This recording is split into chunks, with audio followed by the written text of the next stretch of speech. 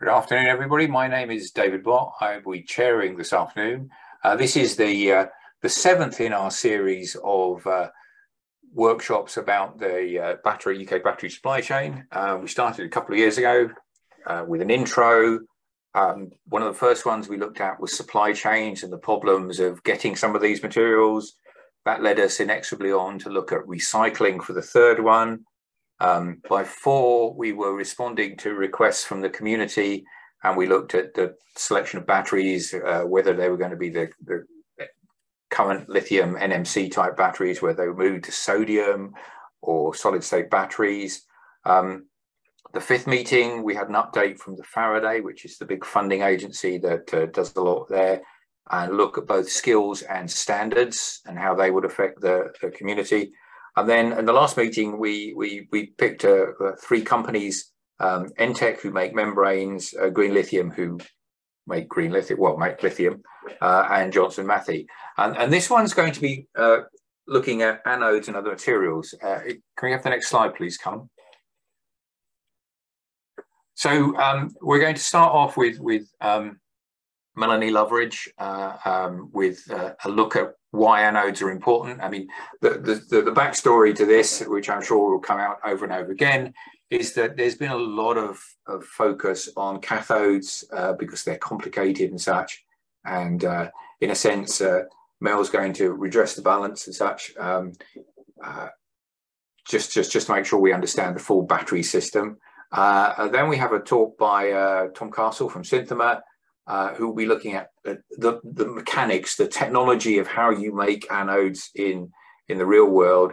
And then also a bit of an update on where we are, because since we sort of last met or started this whole progress, there's been an explosion in the buying of battery electric vehicles, which is driven not by anything about the underlying technology, but by the circumstances.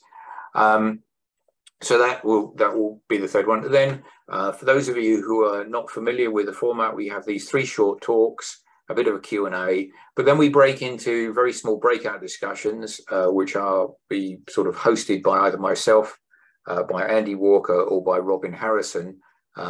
Three of us have been running these workshops for the time. And we're interested in what you think, what you would like to hear about, and so on. Although I will give you an update or a clue that the meeting in December is almost certainly going to be focused on recycling, because a lot has happened since we had the meeting about 18 months ago on recycling. So we're really looking forward to seeing what's coming. So if you know of anything that's really interesting in the area of recycling, please contact us, and we'll see if we can work it into the meeting. So next slide, please. This is me in better days before lockdown, and I'm the chair for the meeting. Next slide, please. And because you'll see them, they're all taller than you think they are, by the way. It's the thing I've learned about post-lockdown. When you meet people, they're all taller. Melanie Loveridge is at WMG. She actually, if you're interested, gave a very wonderful side talk about 2 years ago, which is available on the YouTube channel. Tom works for Synthema, and you'll meet him. And Andy Walker, I haven't seen him wear a tie in all the time I've known him, but that's him. So if we go on, please, can we switch to Mel? Forget that, we'll do that afterwards. Switch to Mel. Hello, Mel, the floor is yours. Thank you, David. So good afternoon, everyone. It's a great pleasure to be speaking with you today. And I'm going to speak about anodes to redress the balance. For those of you who don't know me, my name is Melanie Loveridge. I'm an associate professor in the electrochemical materials group at WMG in the University of Warwick. And my talk is Anode to Anodes. So how I'm going to structure this short talk, I'm sure I don't need to give a brief background on battery operation, so I'll quickly fly through that. Before then, talking about, I guess it's fair to say, I started off my battery life in anode research. So I'm going to be talking about the sort of research voyage that has taken place in terms of both energy density and power density with new developments in anodes. So back to basics, put quite simply, batteries are electrochemical systems where chemical reactions actually generate the electricity. So this is a simplified cross-section of a battery cell showing a graphite anode opposite a lithium cobalt oxide cathode, which was the first Sony commercialized lithium-ion battery. And what happens during the charging of a battery is lithium ions move from the cathode into the anode with the electrical charge moving in the same direction. And then when you discharge the battery or use it, the lithium ions move back towards the cathode with the electrons flowing through the external circuit. And of course, a porous organic separator separates both electrodes to prevent any short circuit.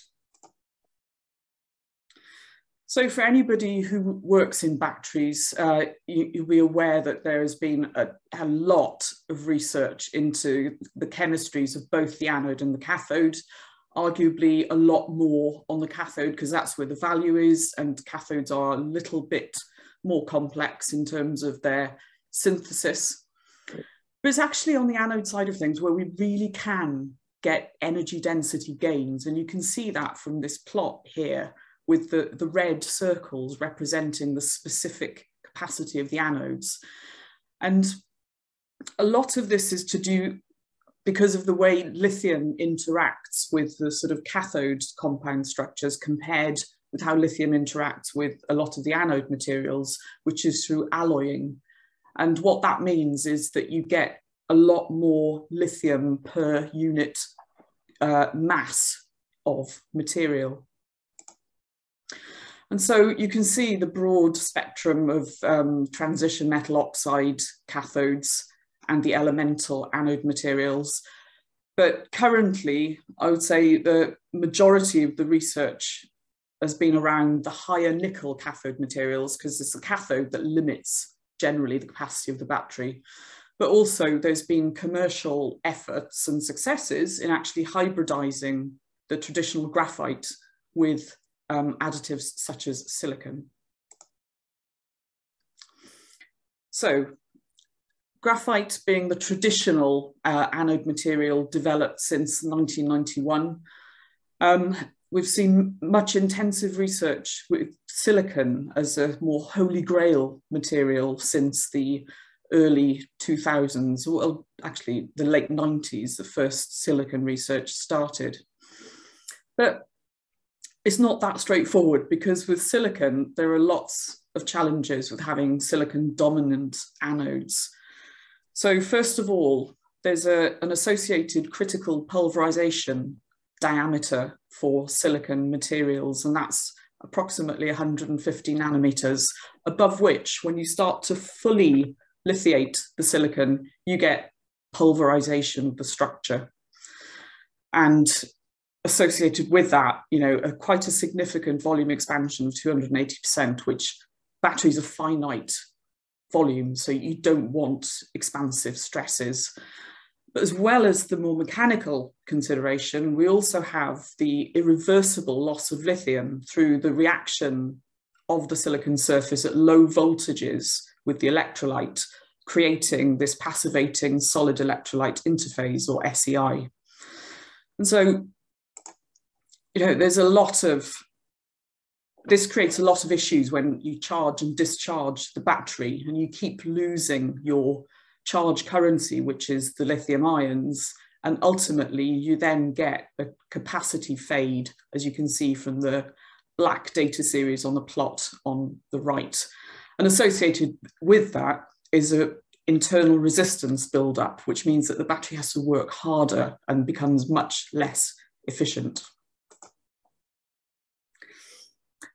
So what's happened in the research world in an attempt to solve some of the issues with silicon have been to redesign or control its morphology and to better fabricate the electrode microstructures so that they can accommodate or buffer the sort of stress from expansion.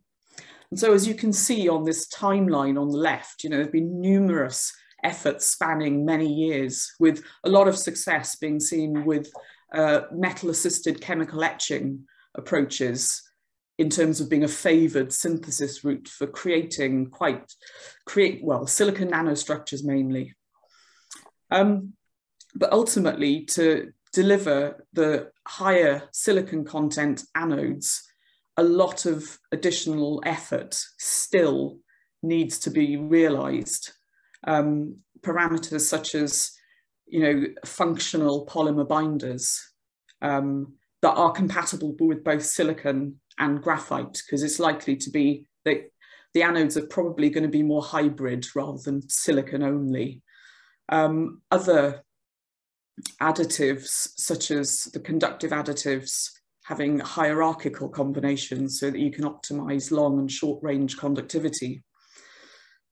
Given the unstable nature of the SCI on silicon, introducing modes where you can pre-lithiate it to offset those losses has also been researched quite a lot, as well as surface functionalizing the materials so that they remain in a more stably cohesive microstructure, as well as other protective coatings, artificial SCI, etc. And so the images on the right are just showing some of the many different morphologies that have been created to try to establish what is the ultimate silicon structure. So at WMG, we've done many silicon projects. The majority of the ones I've been involved with have been EU funded by the Graphene Flagship. So what you can see, the plot here, nicely falsely coloured, are some micron silicon powder with graphene composites. And using this type of microstructure, we've been able to get quite stable cycling at high specific capacity for a few hundred cycles, which is fairly good where silicon is concerned. We also did some more creative micronizing and decorating graphene particles with nanometer silicon. And this allows you to get even more sort of high capacity cycling, which bodes well for really increasing the energy density of the anode side of things, which means that you can then have thinner anode coatings.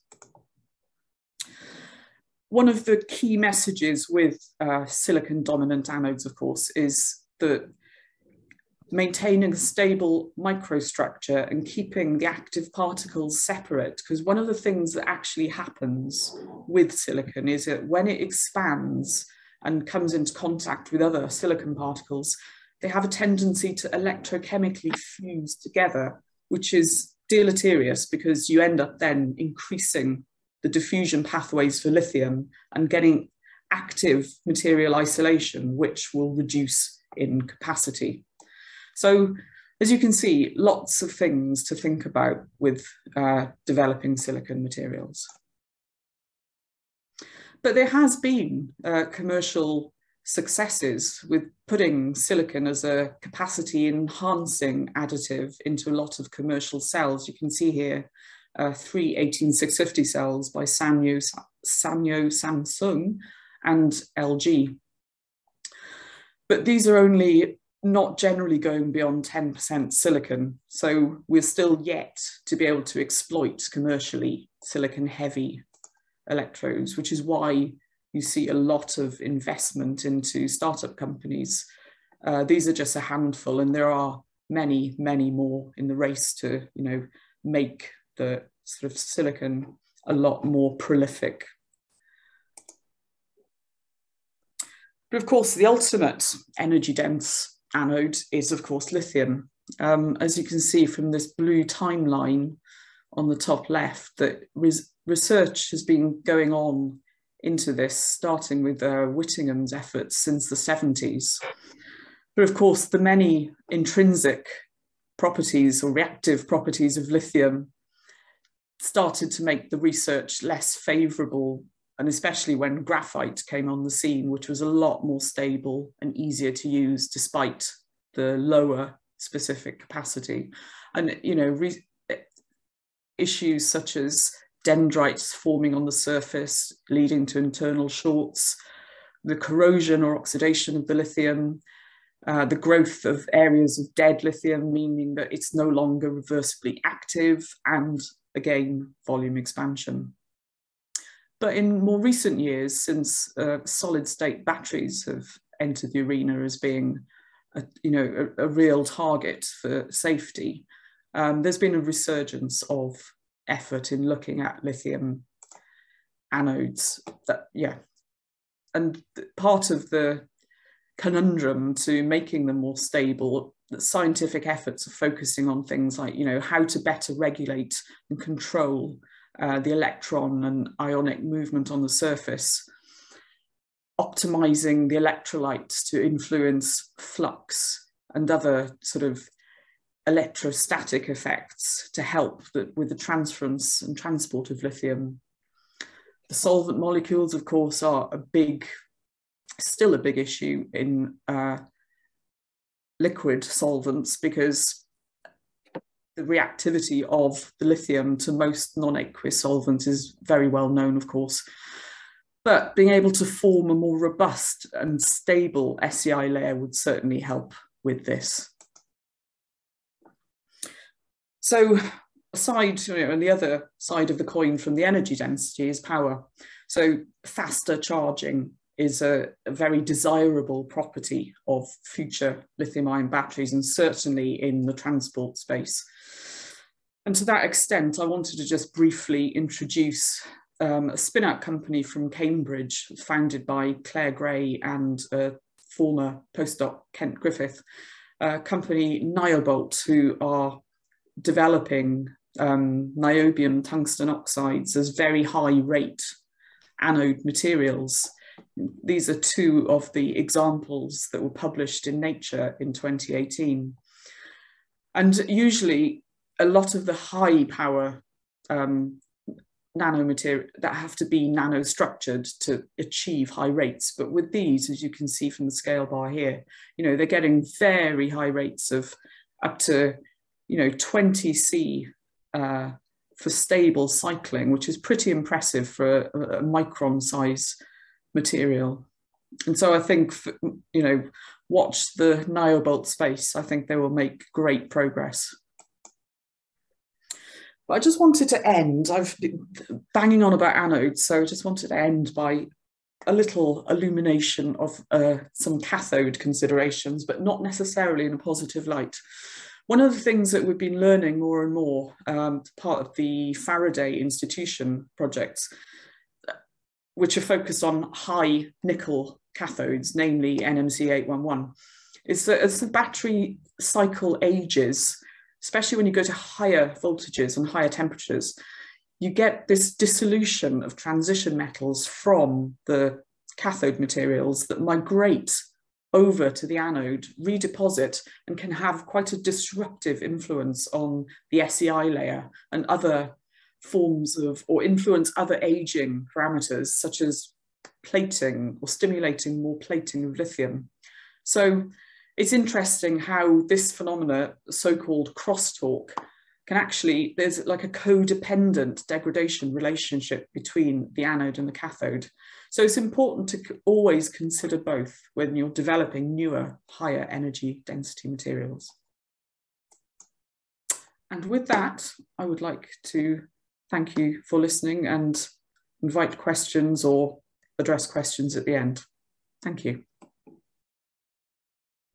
Thanks very much, Mel. The one thing that came through strongly for me is that there's lots of technical opportunities, and but it's making them robust enough. I mean, a lot of the plots had 200 cycles, and then towards the end you had 1,000. I mean, presumably a car battery will do many thousand cycles over its lifetime. Yeah, absolutely. You're probably looking at 10,000 easily. The plots I showed were half cell electrochemistry, which more often than not, you're at the mercy of the lithium counter electrode, which cannot endure long-term cycling. Okay. So full cell, I would always encourage researchers, even though I've just presented half cell, stuff. I was going for the energy density rather than the cycle life. But yeah, to get longer cycle life, you would always use full cells. Interesting, the energy density versus power density thing, because energy density, of course, is the range. But I mean, we're getting more and more into power density. First, you said the fast charging. I mean, we very rarely use those very high power densities. It's primarily in the charging, isn't it? So that we can ape petrol stations or something. Yeah, absolutely. And I mean, as you know, the battery developments continue, it's not always going to be just a trade-off between energy or power. And it will vary dependent on the use, the type of vehicle. Sorry, what was the last? Oh, it's just an observation that we talk about power and energy. I mean, Dave Greenwood did a very good talk in, I think it was number 4, about how you set up the battery types against the use criteria and things like that. But I mean, what I've heard today is there's lots of different things, or several different routes to address the anode thing, and it's still their underlying science is different, but sometimes the technological translation is more similar than you give it credit for. Yeah, absolutely. And things like, when you consider with the growth and proliferation of charging infrastructures with more frequent charge points, the being able to rapid charge, whilst it is important, to reduce charging times, having more like top-up charging, I think will be, and I guess, the way we use vehicles as well is going to change. Our whole mindset to driving has to change. Yeah. Okay. Thank you for that, Mel. So I'll let you off the stuff for the meanwhile, but we've got the workshop, the discussions at the end. So let's see how it goes. Okay, it's time to fire up a Tom. Good afternoon, everybody. Good afternoon, Tom. The floor is yours. Thank you very much, David. So for those of you who don't know me, I am a business development manager within Synthomer, responsible for our polymer materials. So I'm going to run through a brief introduction to Synthomer, and then obviously get into the detail of anode binders, what that means commercially, and building, interestingly enough, on some of the themes that Mel touched on there. A brief introduction to Synthomer for those of you who don't know the company or don't know it well. Synthomer is a London headquartered producer and manufacturer of specialty polymers for a wide variety of different markets and applications. The company is truly global, so we've got around 43 manufacturing sites, plenty of technical support, dotted around 19 countries. As I can attest personally, quite a strong track record of growth, both organically and through acquisitions. We had around 3,000 people at the start of the pandemic. We're now up to about 5,200, and have been based on the London Stock Exchange for over 50 years. So why batteries? I guess in the context of Synthomer, we have the right chemistry, the right experience to produce the binder materials that are used in the anode of lithium-ion batteries, as we'll see in further detail in a second. We've been working with Asian gigafactories now for around 5 years. Obviously, we've got commercial cells and looking to support the UK supply chain using European production. So obviously counts as being of UK EU source under the rules of origin. We're constantly trying to build, obviously, on what we have. The battery space is constantly growing. So we have internal resource, obviously, to do that, including battery testing facilities, and obviously like to engage in external innovation wherever it makes sense. Some of you may have heard of William Blythe, the inorganic material company. I'm pleased to say they're actually part of Synthomer, as some of you may know, and are working on next generation active materials for next generation cells as well. And as you'd expect, we have the quality, responsibility, and obviously sustainability credentials you'd expect from a modern chemical company.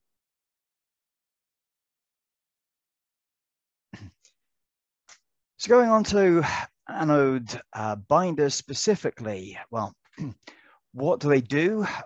Mel obviously gave you a great introduction to anodes in general, and obviously particularly the active materials, which are the core of the heart, the center of cells in terms of holding the charge.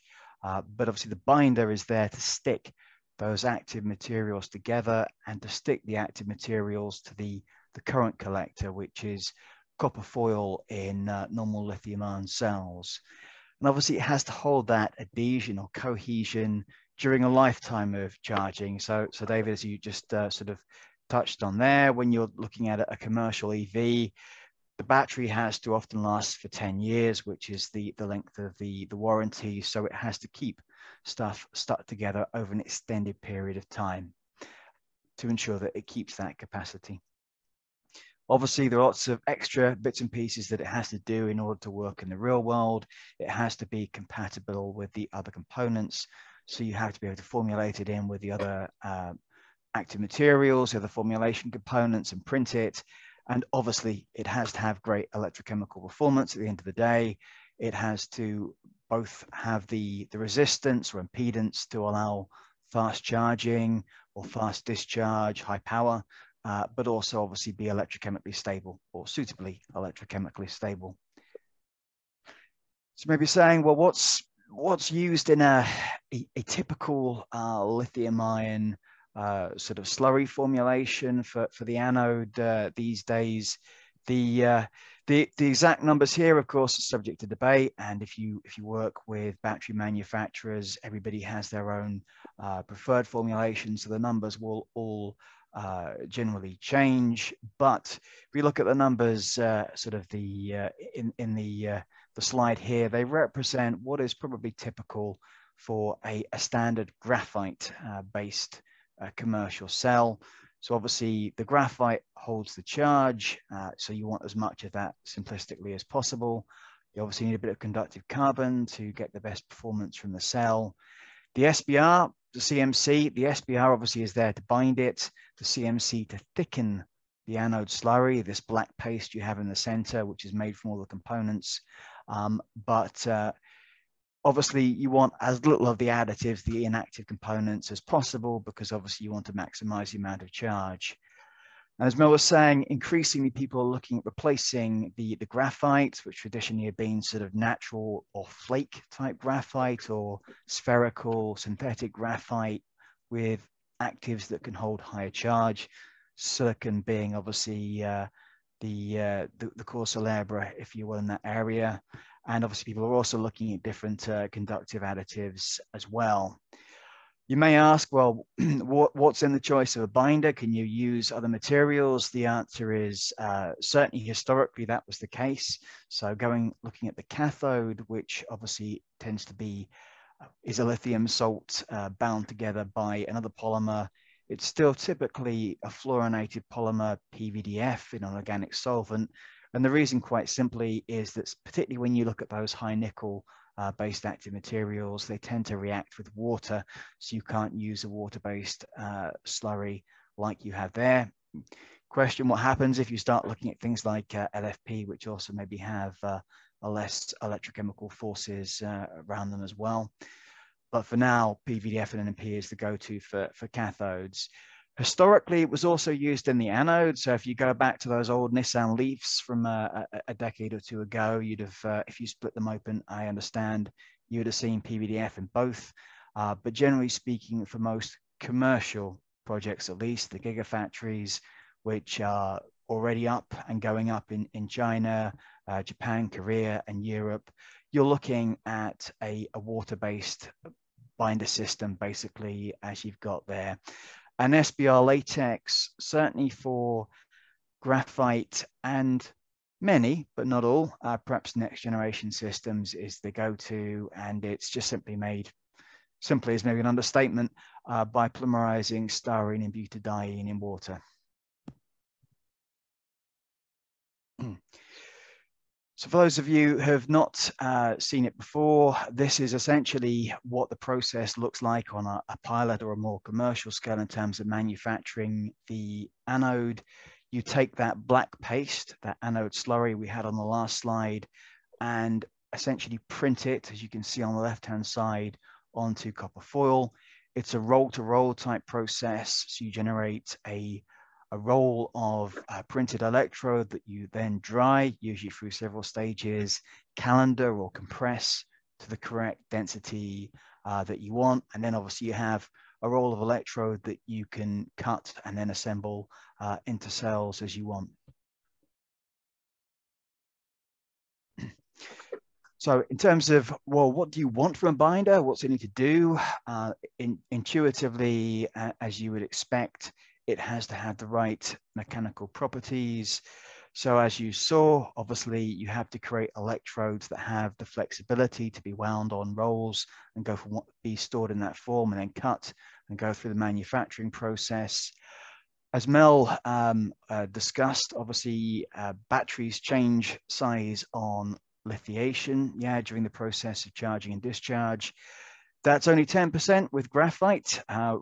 Manageable, at least by comparison with silicon, but still obviously any binder has to deal with whatever expansion is occurring on lithiation during use.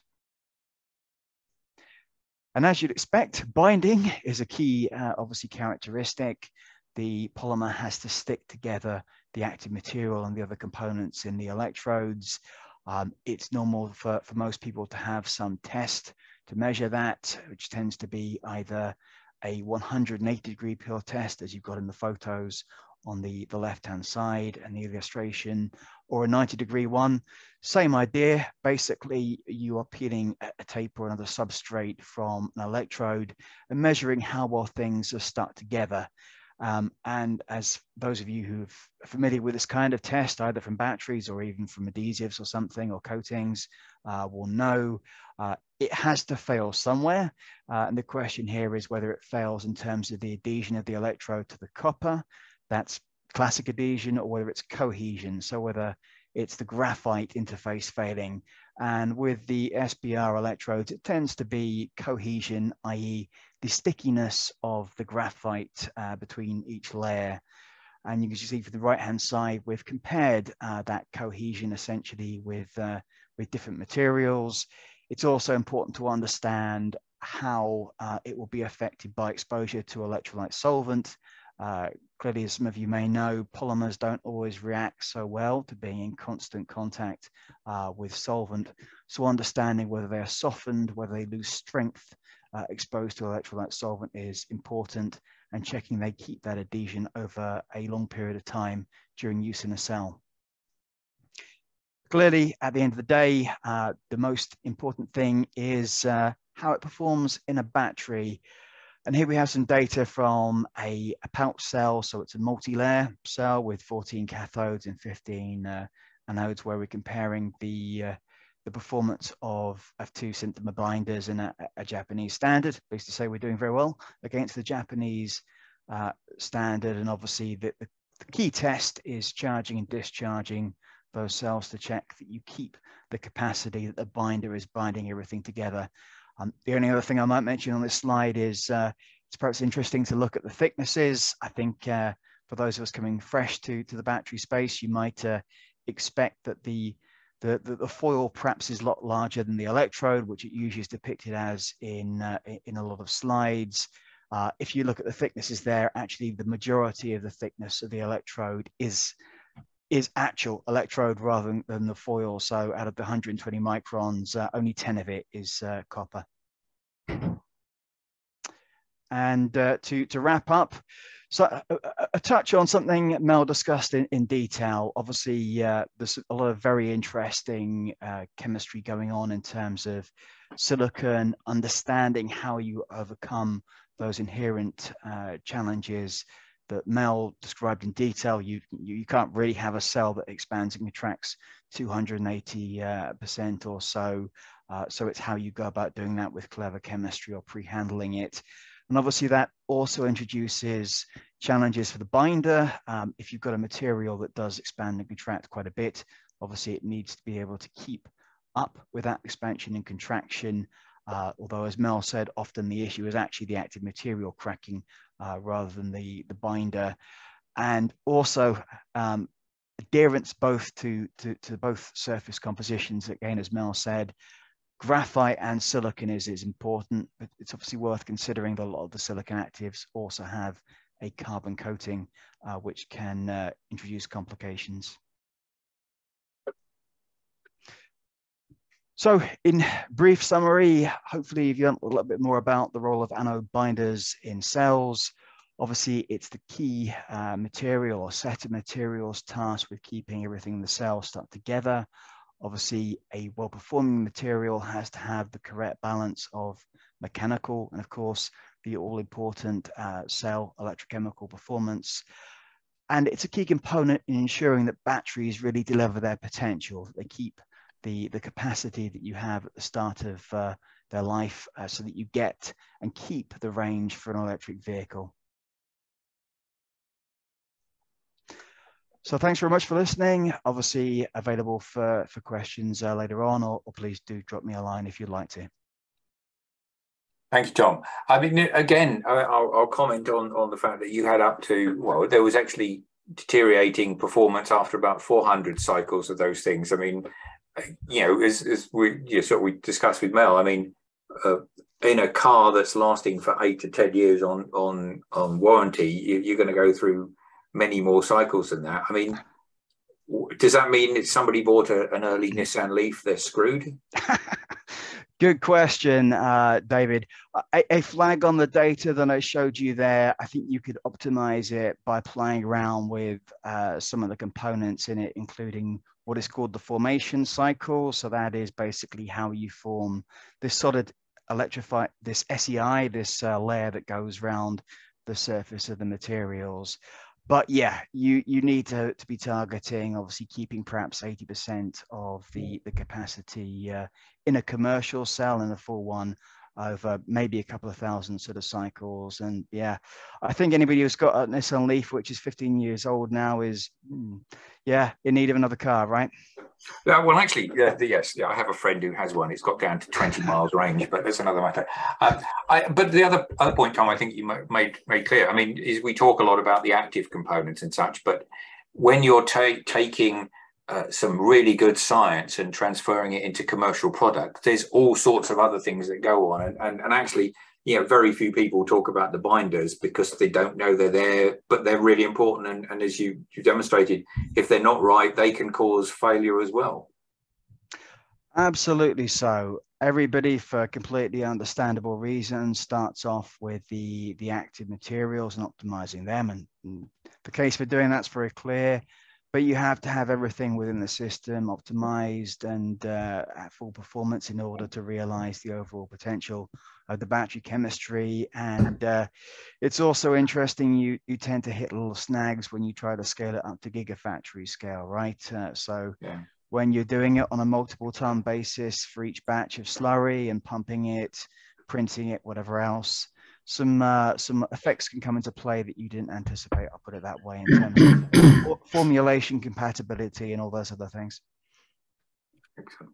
Okay, thanks, Tom. So you'll be around in one of the workshops for the discussions. So it's now my pleasure to get Andy Walker to talk. Andy has been part of the sort of steering committee along with Robin Harrison and myself for this series over the last couple of years. So it's time he got to talk, isn't it? Andy, it's yours. Thanks very much, David, and thanks for the introduction. And still not wearing a tie, so there you go. No change there. Not much call for it in our study on a Thursday afternoon. Okay, so yeah, I'm Andy Walker, work for Johnson Matthey, and my role is really looking across the clean energy transition and what it's going to mean, how quickly it's going to move, and what are the opportunities that that's going to create for JM and a number of our partner customers and things like that. So what I'm going to talk about today is the way that we view the uptake of battery electric vehicles, which has been accelerating rapidly up to this point, what are some of the things that are going to continue to accelerate that uptake, and what are some of the headwinds, which I think we're starting to see more and more discussion on those now, but I think it really is important for us to understand those as effectively as possible. I think the first thing to acknowledge is, that nobody knows what's going on, what's going to happen exactly in the future. We've got Niels Bohr here saying predictions very difficult, especially if it's about the future. And I think in this context, actually, more importantly, a quote that's been attributed to a number of people, one of whom is Bill Gates, is essentially saying we tend to overestimate what's going to happen in the next couple of years, but often radically underestimate the change that's going to occur in the next 10. And obviously, over the course of the last few years, that's absolutely been proven, with people not seeing things like, obviously, the pandemic coming, the Russian invasion and things like that, which have really had, massive global impacts. And so while we don't claim to have a crystal ball, the way that we approach this uncertainty is by looking at scenarios and business plan around a number of radically different scenarios with different views on the way that things like policy is going to change, the way that markets will respond to that, the way technologies will be developed and things like that. So what I want to do is just walk through a little bit of the way that we construct the scenarios, look at where we see battery electrification of the car fleet going in future, and give an indication as to why we think it's not going to go faster than the speed that we think it's going to go at, which comes back to those headwinds, which actually will occur both on the cathode side and on the anode side, as hopefully I'll demonstrate as we go through the presentation. So essentially the way that we look at things is, we've created 4 different scenarios. The first one is kind of a slow transition, global lack of urgency on climate change, limited policy interventions, right the way across the clean energy transition. And when we look at the energy implications of this and the CO2 implications of it, this actually tracks through to about a 3 degrees C world in terms of temperature increase over pre-industrial levels. And for some reason, tongue-in-cheek, when we were putting this together several years ago, we nicknamed this one Donald. The second one is pragmatic evolution, which is kind of the way that society and industry will work together with governments to acknowledge the importance of the evolution of the industrial frameworks and the societal frameworks, an increase in the tightening of the regulatory environment, but kind of a pragmatic approach to business evolution, the pace of change around the clean energy transition. And again, when we look at the CO2 amortization of all of this, we get to about a 2 degrees C world. That one was nicknamed Angular. The rapid transition is really where we start to see the commitment to 2050 and net zero and policies to drive that in most of the major markets worldwide. But we also built into this the societal drive for change, including things like increased working from home. We put these together initially before the pandemic. Obviously, that's accelerated that increased working from home. And when you look at the potential implications that can have on car ownership, and new car sales and things like that, that can actually be quite important. And then we see this change being reinforced by strong legislation and policy. In this way, we can get to a sort of the 1.5 degrees C world that many of us would desire and many of us are working hard to enable. But it's a real challenge to get there. And this one was nicknamed Greta. And then the fourth one, Innovative Revolution, where we kind of took the policy framework and the societal framework of rapid transition and accelerated the way at which new technologies are introduced. And so, for example, in the car fleet, this would be earlier introduction of autonomous vehicles, with again the potential implications that has on number of new sales of vehicles, and the implications that has on, for example, the amount of raw materials needed to service those vehicles. What I'm going to focus on today is the 2 central cases here. So the pragmatic evolution, which is kind of in many ways the base case, and then the rapid transition, which is, okay, what could happen if policy and critical raw material availability and the OEMs and everybody got behind this as much as we would like. And when you're doing this, you look at the things that everyone's got to do. So you look at the regulatory framework, how do we expect the regulations to continue to develop? And I'll say a few more words about that in a moment. And then look at things like how the market will respond to that, what kind of technologies are going to be winners, So, for example, in the passenger car space, we, along with just about everybody else, expects over time battery electric vehicles to be the dominant technology. We do expect to see some fuel cells there, but we do expect battery electric to be the dominant technology. And then we look at things like the cost of the technologies, the overall cost of the vehicles, the infrastructure that's going to be required, be it charging, be it hydrogen, which is more, as I say, more for the commercial vehicle space, and then the response of consumers to that. And then by doing all of this, you can build a picture of the kind of potential futures that exist around electrification in the passenger car space. So when we look at regulations, just a quick overview, looking at the kind of things that are already being proposed. So a number of governments around the world have got targets for 100% phase out of sales on new cars containing internal combustion engines by a certain date. Many of those in that 2035 kind of time frame. You look at major economies like the EU, you look at California, where they're going to take this. You look at a number of the states within the US that are going to follow this. So we can see a very strong policy drive towards this. And when you look at the UK itself, this target of 2035 for only zero emission vehicles to be sold as new cars on that time frame, but pure diesel and petrol vehicles being phased out in terms of sales by 2030, with some hybrids being allowed along with zero emission vehicles over the next 5 years. And there's still a lack of clarity from the UK government as to exactly what's going to fit into that hybrid space. But nevertheless, you can see the regulatory frameworks developing such that we're going to be moving very much towards zero emission vehicles as we go through the next 10 to 15 years in many of the major economies globally. And kind of in response to this, and in response to, I think, growing demand from their customers, the automotive OEMs, are really putting together some, in some cases, fairly aggressive timescales for their own phase out of manufacturing vehicles with internal combustion engines within them. So we're seeing a lot of focus on only zero emission vehicles being sold on that 2030 to 2035 timeframe, very much aligned with elements of the public mood, but also the policy framework that I just talked about. And so, where do we think this leaves us? And here we've just broken this down into the light duty vehicle market, which we regard as 0 to 6 tons. So you do get some decent sized vans, for example, in this, some of those light commercial vehicles.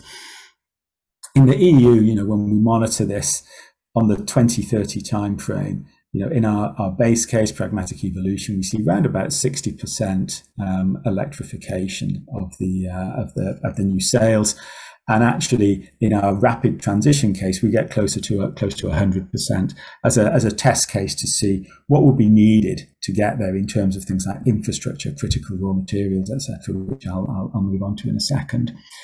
In North America, we see things going more slowly than this. The Biden government target is to get towards 50%. Many of the OEMs have said, yeah, we're comfortable hitting somewhere between 40 and 50%. I think our base case, we think it's going to move a bit slower than that. We do see some real struggles in North America, partly around the policy framework, partly around the average distances that are driven and things like that, and partly around the American consumer that could slow things down a bit. And in China, we've tended to follow a number of the things that have been put together by the Chinese SCI, where kind of your base case would be about 35% electrification of new sales by 2030. But again, in our rapid transition case, we've taken that up to 50%.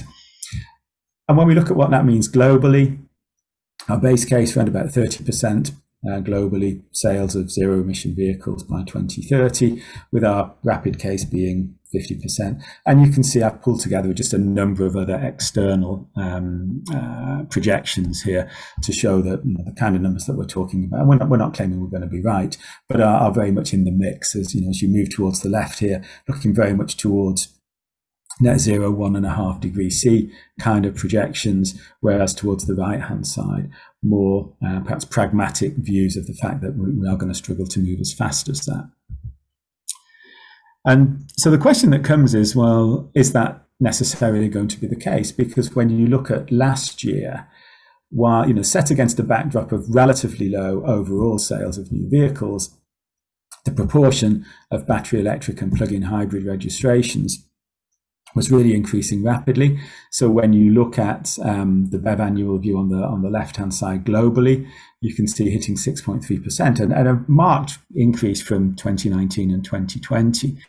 And what you can see is the public charging infrastructure, which is a key component of enabling people to buy battery electric vehicles to ensure that they suit their lifestyle and the way that they drive their vehicles. You can see that's also continuing to increase in a sort of semi-exponential way. And so that's the way that the global markets looked out to 2021.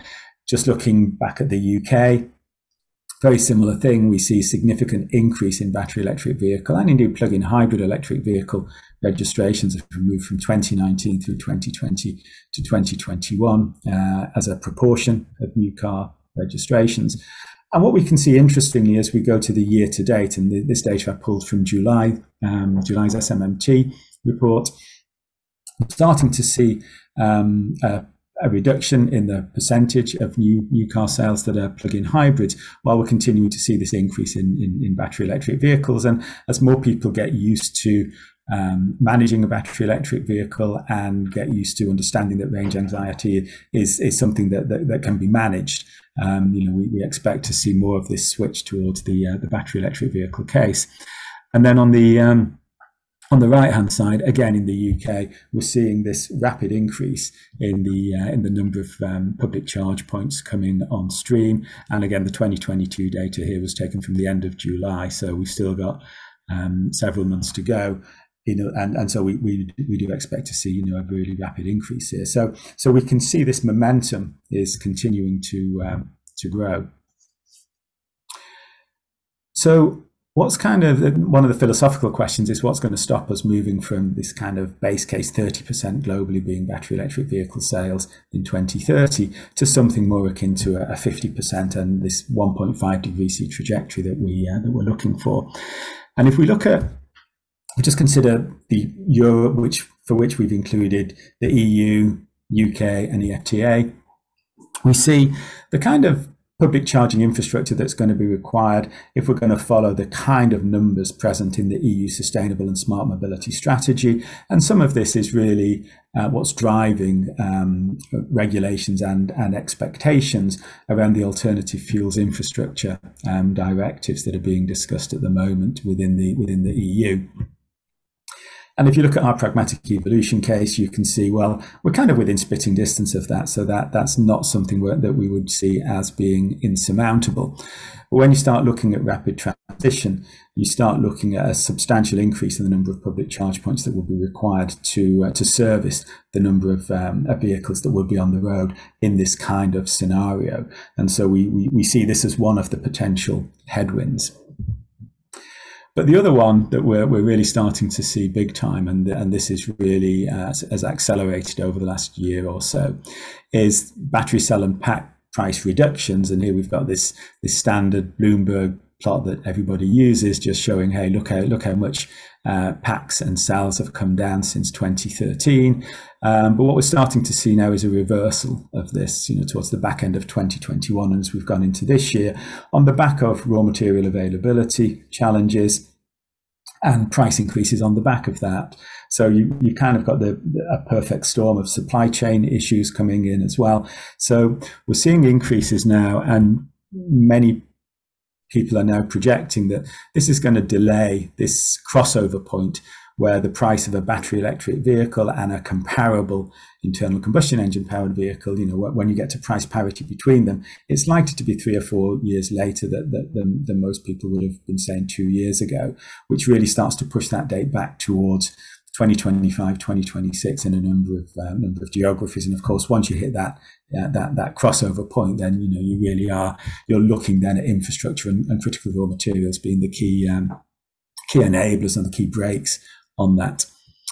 And so partly in response to this raw materials crunch, particularly around nickel, lithium, and to some extent cobalt, and I'll come on to graphite in a moment, major OEMs have outlined the plans to diversify cathode chemistry. So while initially it was all about energy density, energy density, energy density, how much range can we get, how much nickel can we get into these things and make sure that we can make them as safe as possible. So this seemingly inexorable push towards 811, NMC 811 and beyond. And what we're seeing now is that's been slowed down quite a lot, again, compared to projections that people were making 2 or 3 years ago. And so what we're seeing is a number of, for example, entry-level vehicles from major manufacturers like VW, Tesla, if you can regard Tesla as an entry-level vehicle in any way, shape or form. But what we're seeing is them looking at moving back in inverted commas to LFP, where you've still got the lithium potential supply crunch, but you're moving away from the kind of price rises that and cost increase that we've seen associated with things like high nickel. So I think battery chemistry changes is something that's an important part of this. And then as we look at the major topic of this webinar, looking at the anode, as both Mel and Tom have said, it's the area that's often overlooked, but it's absolutely critical, not just in terms of the performance, but also in terms of supply chain considerations.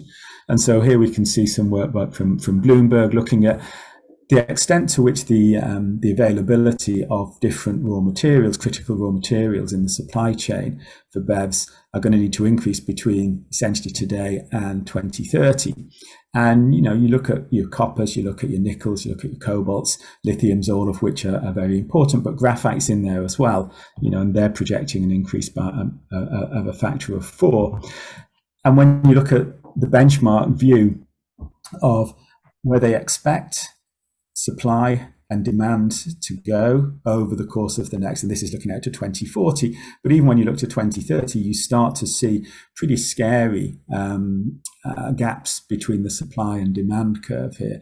And so they're already forecasting a deficit of 20,000 tons of graphite this year for the anodes, potentially, unless lots more mining capacity comes on stream, rising to 8 million tons by 2040. Now, obviously, some of this can be mitigated by the kind of chemistry changes that particularly Mel talked about. But nevertheless, I think a number of those chemistry changes will take quite a long time to percolate into the market. So the 2030 view on this could be something, again, that could be a further break on moving more quickly than people think we might do on battery electric vehicle implementation. So I think, the other thing to consider here as we look at geopolitics is that in round numbers, 60% of the graphite that's mined today comes from China, comes from a single country. So, again, there's a number of sensitivities in terms of critical raw material availability and in terms of geopolitics that could actually impact this market going forward. So really to bring this to a conclusion, the way that we and most observers see it is the transition to vehicle electrification is obviously accelerating rapidly. Policy's driving it, the OEMs are driving it, the public are starting to drive it as well. 2021 was a great year for battery electric vehicle sales as a proportion of total sales. But we are going to start to see some headwinds biting over the course of the next 3, 4, 5 years. In the critical raw materials area, as we just talked about, public charging infrastructure, it's relatively expensive to roll this out. And I think, one of the points is that we do expect LFP chemistry to play a larger role certainly than people thought a couple of years ago. But I think overall, as we look at supply chain and this market is going to continue to grow. It's going to be massive, and BEVs are going to remain a critical part of the global move to net zero and will dominate car propulsion technology in the years to come. So with that, I'll stop, and again, happy to take any comments, and look forward to discussing this more in the conversations afterwards. Great, thank you very much, Andy. Okay, for those of you who've been to these workshops before, what you'll know is we're going to break into discussion groups now. For those of you who are new, there are 3 groups with Andy, Robin Harrison, and myself in. And it's really a case for you to make comments, make requests of SCI and the Chemistry Council and the 3 of us, because we have to make it all work, about what you'd like to know more about the battery supply chain, what we can do, policy, and things like that. As I said, I think we're probably going to be aiming at a recycling meeting in December, because we're aware of so much that has happened, and as Andy has nicely pointed out, the availability of various elements in the form of ores and refined materials is incredibly challenging as you look forward. So with that, I hope Shreya or Cullen will press the button and we will all magically be transported to another part of Zoom space. Hello, everyone. Hello, David. Hello, David. Right. So, how did we get on? Any quick learnings? Robin, you haven't said much today, so that's true. I haven't. So we had a very still very nice scaffolding. Yes. Yes. Yeah. So yeah, we had a good conversation. Actually, we had one lingering question out there from Andy, which I would love to have heard the answer to, but maybe we'll come back to that. Mel can answer it in shortly. But what was interesting, we actually very quickly got into recycling. So I think that what your discussion prompted, Andy, is the challenges of the supply chain and how important recycling then becomes in the economics. So I preface some of it about the economics of the versus performance. And Mel quite rightly said economics, especially in the mainline EV market, is important, and then that leads to this need for recycling around. So most of our discussion in the 20 minutes we had was around the recycling, how pure the materials would be, what's the technology required to do that, to make this robust, more circular economy there. So that was the major focus. And we also got into not the primary materials which end up in the cell, but we did start talking about the other components such as NMP. So for those who didn't know, I think Tom mentioned it in his presentation, we use NMP when you're in the cathode predominantly for laying down the PVDF. That actually within the factory then gets recycled round.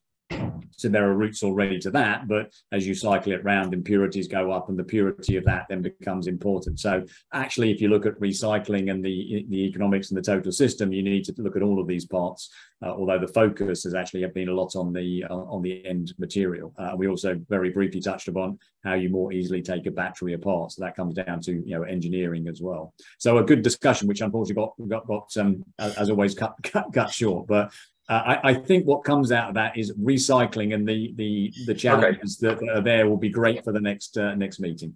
We'll set ourselves up there. Andy? So I think, from our team, we looked at the kind of opportunities for UK-based companies in this space. And Jean from WMG was saying that most of the work that she's aware of in this space in the UK is going on in universities rather than in companies, with intentions to scale up within the UK. And so that got us into a broader conversation around the need to attract investment both from within and also from outside of the UK, which led us on to the usual energy price conversation and things like that. With the UK being relatively uncompetitive compared to many other economies. But I think we touched on some major opportunities here in the UK, and obviously companies like British Volt and Amity Power wanting to localise supply chains where they can. So there's a pull for it. The question is, almost what policy drivers, what subsidies, what government mechanisms can be used to incentivize things there. I think one of the other comments, following Mel's presentation, because I was quite interested in the niobium angle. I just did a quick Google on how much niobium is mined annually, and it's about 75,000 metric tons. So just wondering, how far that would go, and if we were to look at the sort of niobelt, at what point would we run into critical raw materials concerns with that one as well. So I think we're starting to see more and more organisations consider this, and then final comment from the group was, I think, a lot of good comments from on the presentations. Looking at Mel's and wondering if we could get more academics going forward to be looking a little bit further ahead to start to open the doors to some other conversations around supply chain possibilities of potential future tech, as well as as some of the future webinar topics. Okay. Yeah, that's good. And if you haven't ever, if people looked at them, the Faraday reports are a very good insight into what Faraday are paying for in universities, and we've occasionally gone there for speakers as well. Interestingly, we also got into recycling, but probably because I asked a question. But we had two great companies. We had James Dowens and Cura in our syndicate, which were pivoting out of other markets towards batteries because they make either fluorides or graphite. Andy, you'd be very pleased to know. So it is interesting, and you know, and there was a lot of interest in the doing recycling again next time. So I guess, I mean, we have a few minutes left. We've lost some people, I notice. I'm not sure whether that's because of Zoom or we were boring or something. I don't know. So we were just about to have a conversation between Will Davis and Graham Cruikshank, and then we came back in. So I don't know whether they've gone off and found one another some other way. But I mean, we have a meeting booked for I think it's December. It will be on recycling. If anybody has any specific questions or ideas, or they've seen people speak on battery recycling or whatever, please let me know. David.bott, B-O-T-T, at SOCI.org, and do come back, please. So finally, I mean, are there any other points? Mel, would you like to say anything? I'd quickly answer the last question if that's the... Yeah, so combining graphite and silicon does give you a reduced energy density, and it's all a trade-off between not having to maximally lithiate the silicon and to be able to generate the most stable hybrid microstructure. So it's always about incremental evolution rather than revolution with energy density, and it purely depends on the needs of the specific device as to how much capacity compromise you have and limiting the amount that you stress the structures when you're combining graphite and silicon. So it's all very, very complicated, and we need to make sure we talk to one another about what people know effectively. I mean, it's the classic, if you don't understand the underlying science, you're liable to screw the technology. Yes, and academics and industry need to be much better interfaced in this space, because academics quite often are disconnected from reality, and so that's why we need to work together more effectively. Okay, right. Any other questions anyone else wants to make? There's nothing in the chat box. If not, we are due to finish in a minute's time. I would like to thank Mel, Tom and Andy for talking, two of them at rather short notice, which I apologise and I'm profusely grateful for. For Callum, Shreya and the others in the back office, as it were, working on these things. And as I say, if you have any ideas or suggestions for the recycling meeting, which is the next one, and of course, Ewan, it's david.bott, B-O-T-T, at SOCI.org. And you know, and the SCI is a wonderful organisation, and if you're not a member, why not? And I'm talking with two trustees on the call as well. Okay, but thank you everybody. Thank you for taking part. Great conversation. Oh, and I see Jim up there as well, one of our staunch supporters. Hi, Jim. Thank you very much indeed, everybody. Just checking. No, I've answered all the questions, I think.